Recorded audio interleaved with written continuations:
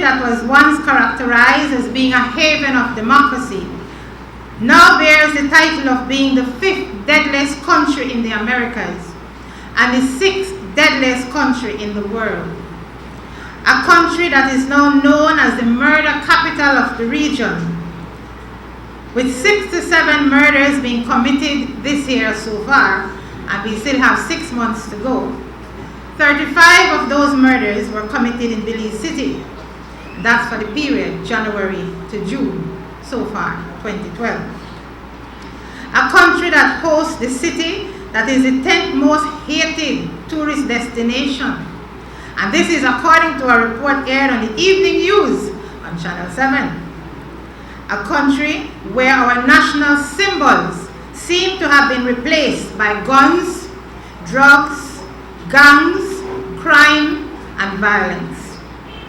The current state of affairs in Belize contravenes both the law of God, which clearly states, and I quote, "Thou shalt not kill," end of quote, as well as Section 2A of the Constitution of Belize, which protects the right of every Belizean man, woman, and child to life, liberty, security of the person, and the protection of the law.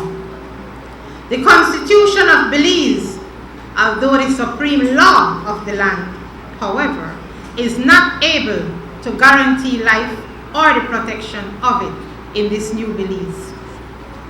The criminal element seems to have replaced the sanctity of the Constitution.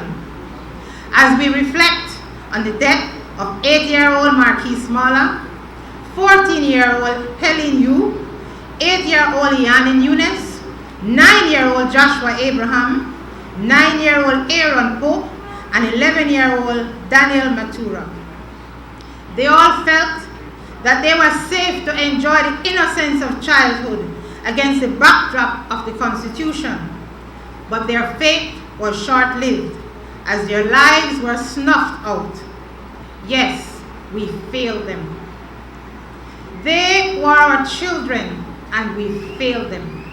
As a result of that failure, they are dead.